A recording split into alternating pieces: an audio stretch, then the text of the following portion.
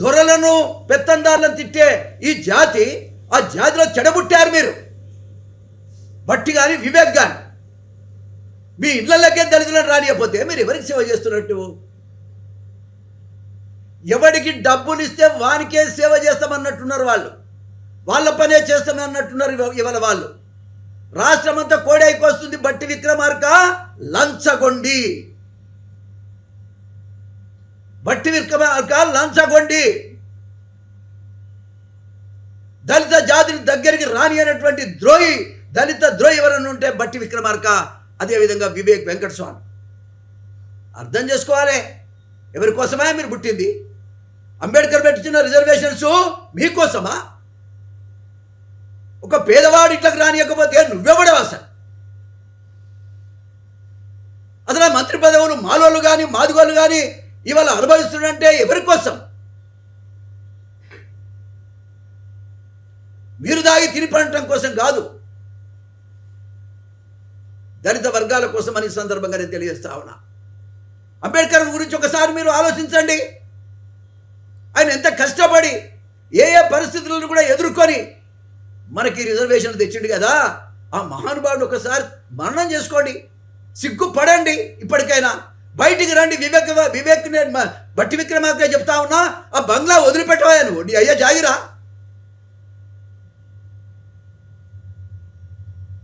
కాబట్టి వాళ్ళ పెత్తందారులు అనుభవించవలసిన స్థాయిలో మేము అనుభవిస్తామని మీరు అనుభవిస్తురే కానీ పేదవాడు పాపం కష్టపడుతున్న కష్టాన్ని అర్థం చేసుకొని వాళ్ళకి న్యాయం చేసే పరిస్థితిలో మీరు లేరు. ఒక మాదిగలే కాదు, 59 కులాలు ఉన్నాయి, పేద బీసీ కులాలు కూడా ఉన్నాయి.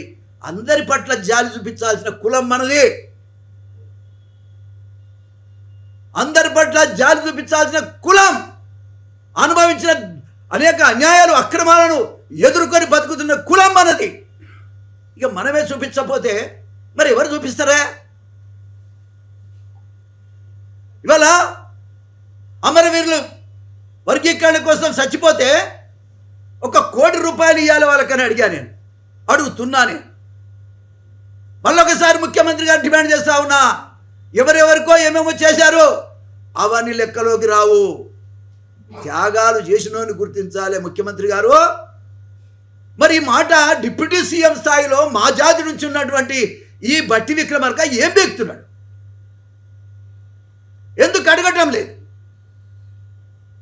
మాకు మాదిగ భవన్ కావాలని మేము అడుగుతున్నాం.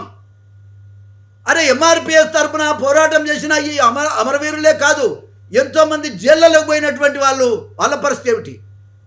ఆ కేసులు తీసేయమని నేను అడుగుతా ఉన్నా. ఈ కులాల తరపున డిప్యూటీ సీఎం స్థాయిలో ఉన్న నువ్వు ఎందుకు అడగటం లేదని అడుగుతున్నా నేను. నోరు లేదా? ఎవరి కోసం నువ్వు నాయకత్వం చేస్తున్నావు? డిప్యూటీ సీఎం నీకు ఎందుకు అవసరం? మంచిదే, గర్వపడుతున్నాం, కానీ నువ్వు ఎవరి కోసం పనిచేస్తున్నావు? సిగ్గు లేదా? మానవత్వం లేదా? మనిషివి కాదా అని అడుగుతున్నా. ఒక మాటలో చెప్పాలంటే బండరావిరాల, అదేనా బండరావిరాల విలేజ్. అరే ఒక 10 రోజుల కింద నేను ఆ ఊరికి పోయినా. 135 ఎకరాల భూమి, మాదిగొల్ల భూమి ప్రభుత్వం లాగేసుకున్నది.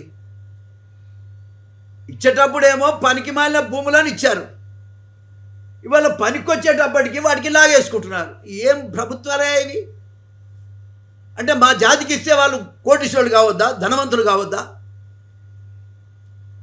మాది వల్ల 135 ఎకరాల భూమి, గతంలో ఇచ్చిన భూమి, గవర్నమెంటే ఇచ్చిన భూమి, ఆనాడు పనికి మాలిన భూమి అని ఇచ్చారు. ఇవాళ పనికొచ్చేటప్పటికి దాన్ని లాగేసుకున్నారు. 10 కోట్ల రూపాయలు నష్టపరిహారం కింద ఇస్తామని గవర్నమెంట్ జీవో ఇచ్చింది.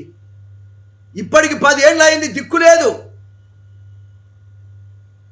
ఆ ఎమ్మెల్యేలను అడిగితే బట్టి విక్రమార్క దగ్గర పోయినామండి, ఆయన సపోర్ట్ చేస్తాడు, ఆయన ఈ సమస్య మీద పట్టించుకోవటం లేదంటే. ఎందుకు పట్టించుకుంటారు? ఆయన పట్టించుకోడు, కమిషన్ ఏజెంట్ కదా ఆయన, కమిషన్ ఏజెంట్ ఆయన పట్టించుకోడు. మాదిగోలది పట్టించుకోడు. 135 ఎకరాల భూమి ఏమైంది? ఎందుకు ఈ సమస్య వచ్చాయని రివ్యూ చేయాల్సిన బాధ్యత ఆయనకు లేదా? ఇక్కడ ఒకటి దొడ్డి, ఏం దొడ్డి అది? గౌరీ దొడ్డి. ఇలా 100 కోట్ల రూపాయలు ఉంది ఆ భూమి, ఎకరం. తమ్ముళ్ళు మీరు అర్థం చేసుకోవాలి, ప్రెస్ వాళ్ళు కూడా. 100 కోట్ల రూపాయల ఎకరం ఉందంట అక్కడ. పెద్ద పెద్ద బడా బడా భూస్వాములంతా వచ్చి కబ్జా పెట్టారు. భూదాన్ బోర్డు ద్వారా ఇచ్చినటువంటి భూమి అది. ఆ భూమి 26 ఎకరాల భూమి అనుకుంటాను లాగేసుకున్నారు. అదే రకంగా ప్రభుత్వం గవర్నమెంట్ కోసం కలెక్టర్ ఆఫీస్ కావాలన్నా, లేదంటే ఇవేంటి మన వైకుంఠ ధామం పేరు మీద మరి అక్కడ ఒక స్థలం ఏర్పాటు కావాలన్నా, పార్టీ ఆఫీసులకు స్థలం కావాలన్నా, దేనికి కావాలన్నా మాలమాదిగోళ్ళకి ఇచ్చిన భూమిని లాగేసుకుంటున్నారు. మాలమాదిగోళ్ళకి ఇచ్చిన భూములు లాగేసుకుంటున్నారు. అన్నిటికంటే దుర్మార్గం ఏంటంటే లిడ్ క్యాప్ అండి. మా భూములు అవి, మా కోసం ఇచ్చినటువంటి ప్రభుత్వం ఇచ్చిన భూములు, 100 ఎకరాల భూములు ఇవాళ పరాయి అన్యాక్రాంతం అవుతున్నాయి. ఏం చేస్తున్నారు మరి బట్టి విక్రమార్కాన్ని నేను అడుగుతున్నాను. డిప్యూటీ సీఎం అంటే పండతానిక, తిని పండుతందుక? కాబట్టి ఇటువంటి వ్యక్తి ఏమిటికి లాభం? పనిచేయడానికి డిప్యూటీ సీఎం అయ్యాడయా? హైకమాండ్ కూడా నేను విజ్ఞప్తి చేస్తున్నా. ఇంత కరప్టెడ్ ఫెలో ఎప్పుడు నేను ఎవరిని చూడలే దళితులలో. దళితులకు ఒక బ్రహ్మాండమైన మంచి ఆశయాలతో ఉండేవాడు దళిత వర్గాల్లో మంత్రులను చూసాం. కానీ ఇంత దుర్మార్గంగా జనాన్ని దోపిడీ చేసి పట్టించుకొని మంత్రి అవసరమా? నేను ముఖ్యమంత్రి గారికి కూడా నేను తెలియజేస్తా ఉన్నా, అడుగుతా ఉన్నా. ఇవాళ ఈ సమస్యలన్నీ మీద నిన్నగాక మొన్న ఏది దళిత బంద్ కింద కరీంనగర్లో 4000 మందికి 5 లక్షల రూపాయలు ఇచ్చి ఇంకో 5 లక్షలు ఇవ్వాలి. 4000 మందికి ఇవ్వాలి. అట్లా ఇంకో 5 లక్షలు గవర్నమెంట్ దగ్గర ఉన్నాయి. అది రిలీజ్ చేయాలి. రిలీజ్ చేయమని పాపం వాళ్ళు ఉద్యమాలు చేస్తున్నారు. అక్కడ ఏం చేస్తున్నావు నువ్వు? అసలు ఉప ముఖ్యమంత్రి అంటే దేనికి? వాళ్ళు దళిత బంధు కింద ఇచ్చిన డబ్బుల్లో సగమే ఇచ్చారు, ఇంకా సగం ఇవ్వాలి. ఆ డబ్బు గవర్నమెంట్ దగ్గరే ఉన్నది, రిలీజ్ చేయొద్దని బట్టి విక్రమార్క చెప్పిండంట కలెక్టర్ ఆదేశం. ఆయన నియోజకవర్గంలో రిలీజ్ చేయించుకుంటే అదుడు. మరి కరీంనగర్లో హుజురాబాద్ నియోజకవర్గంలో 4000 మందికి ఇవ్వాలి. ఎందుకు బట్టి విక్రమార్క ఇంత మాదిగల మీద కసిపెట్టున్నాడు, పేదోళ్ళ మీద కసిపెట్టున్నాడు? నాకు అర్థం కాదు. నీ పని ఏమిటని నేను అడుగుతున్నాడు. డిప్యూటీ సీఎం పని ఏంటి? నువ్వు అడుగు సీఎం గారిని, అడిగి తీయకపోతే ఆయన సంగతి ఏందో చూద్దాం. నువ్వు అడిగి పత్రికాముఖంగా చెప్పు, దేని మీద నువ్వు మాట్లాడుతున్నావు, బయటికి రా. నీ వెనుక మేమంతా ఉంటాం. ఇంత రండగా బతకాల్సిన మంత్రులు ఎందుకే పని లేక? అవసరమా? 4000 మంది ఆడ ఎంత ఇబ్బంది పడుతున్నారు, ఎంత గోసపడుతుండో అర్థం చేసుకోవాలి. బండరావిరాల్లో లాంటి భూములు ఎన్ని ఉన్నాయి ఈ రాష్ట్రంలో? బయటికి రావాలి.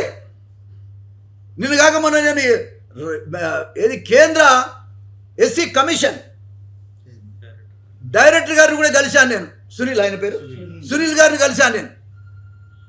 ఈ రాష్ట్రంలో పేదలకు ఇచ్చిన భూములన్నీ, అన్యాక్రాంతమైన భూములన్నీ, ప్రభుత్వం వల్ల లాగేసుకున్న భూములన్నీ, అసలు ఉన్న ఎన్ని భూములు దళితుల దగ్గర ఉన్నాయి, మాకు రిపోర్ట్ కావాలని కూడా సునీల్ గారిని నేను పోయి మాట్లాడాను.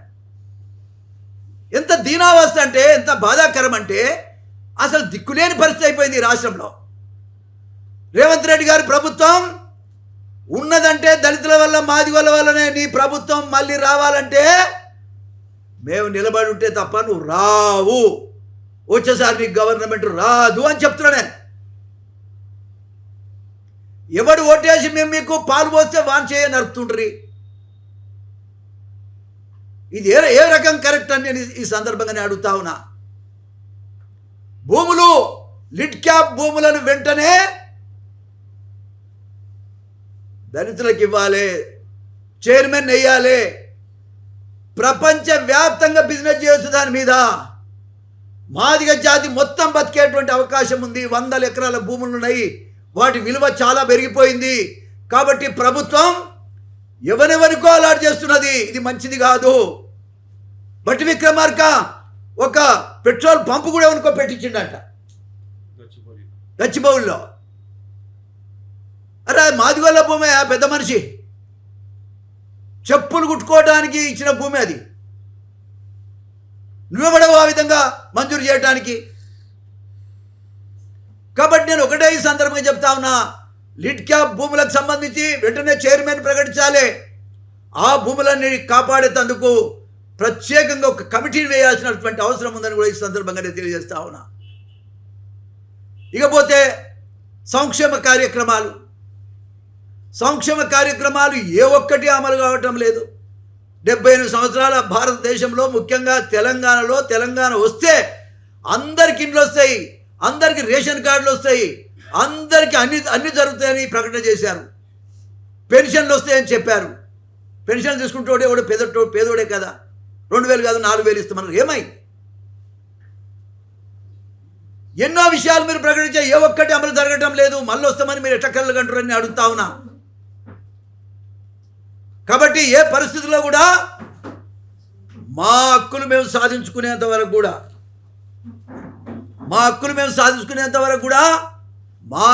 మా శక్తి నిద్రపోయేది కాదు, మిమ్మల్ని నిద్ర పోనివ్వమని కూడా ఈ సందర్భంగా నేను తెలియజేస్తా ఉన్నా.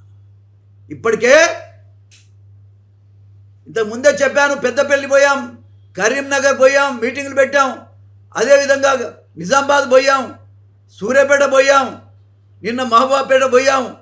ఇవాళ అన్ని ప్రాంతాలు కూడా రమ్మని జేజేలు కొడుతున్నారు మా యువకులు, మా మాదిగ యువకులంతా కూడా. ఇవాళ ఒక నిశ్శబ్ద విప్లవం ఈ రాష్ట్రంలో ఉన్నది. మాదిగల నిశ్శబ్ద విప్లవం ఉన్నది. 70 లక్షల మంది మేమే.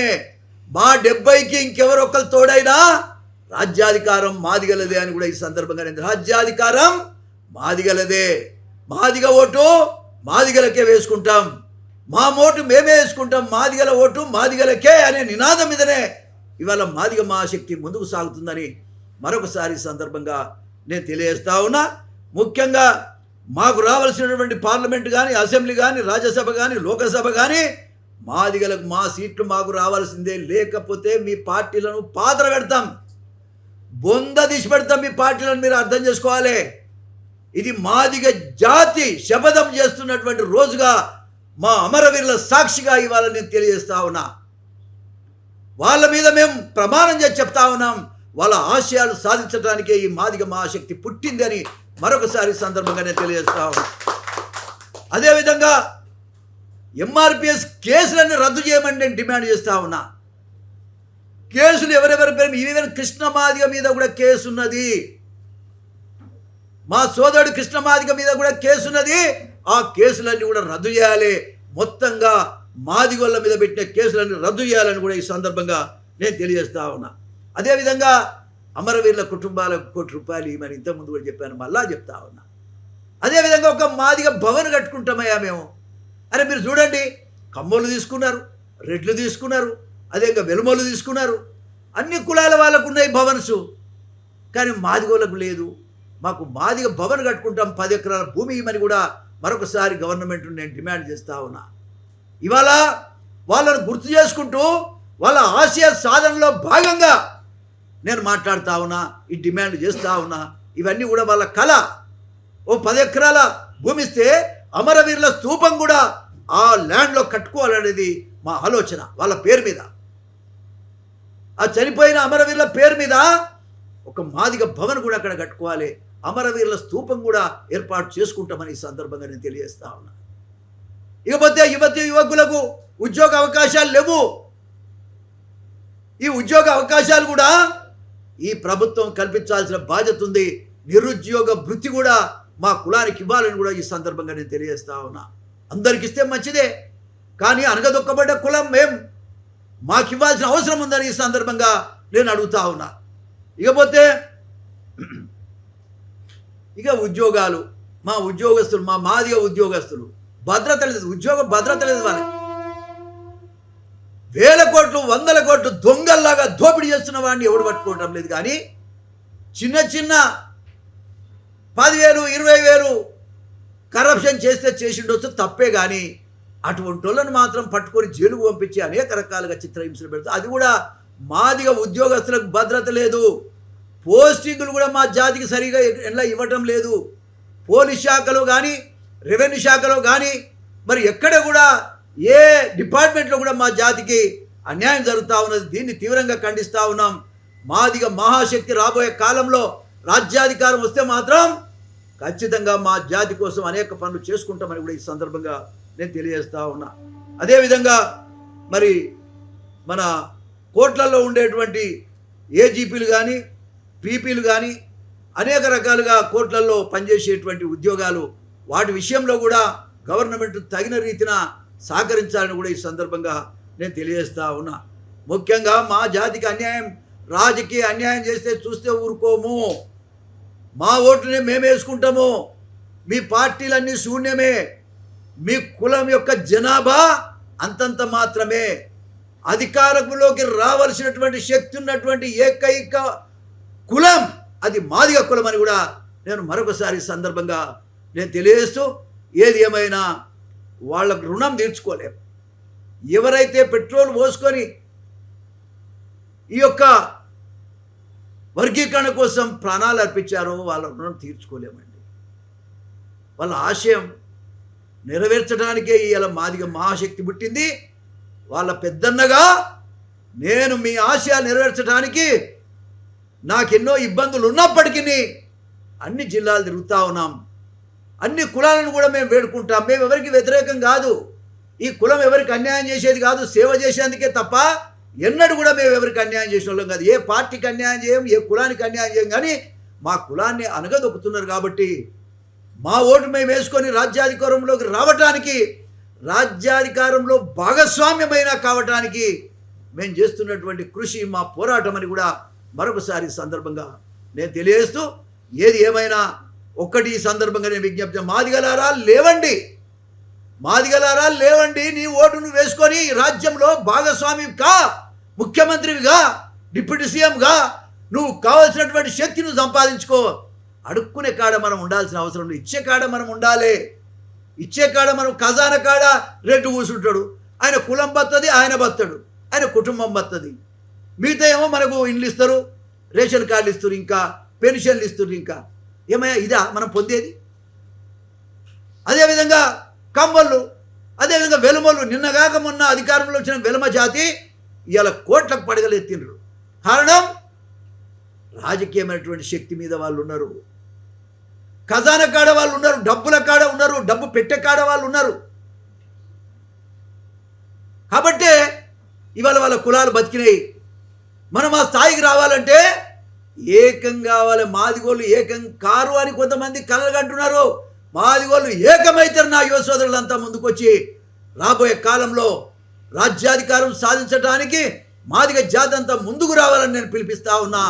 మీకోసం నా ప్రాణం అర్పించడానికి నేను సిద్ధంగా ఉన్నానని మరొకసారి సందర్భంగా నేను తెలియజేస్తూ, ఈ యొక్క అమరవీరుల ఆత్మ, వాళ్ళ ఆలోచన విధానం ఏదైతే ఉందో దాన్ని నెరవేర్చడానికి మాదిగ మహాశక్తి ముందుండి పోరాటం చేస్తుందని మరొకసారి సందర్భంగా తెలియజేస్తా ఉన్నాను. నమస్కారం. మోత్పల్లి నరసింహ నాయకత్వం.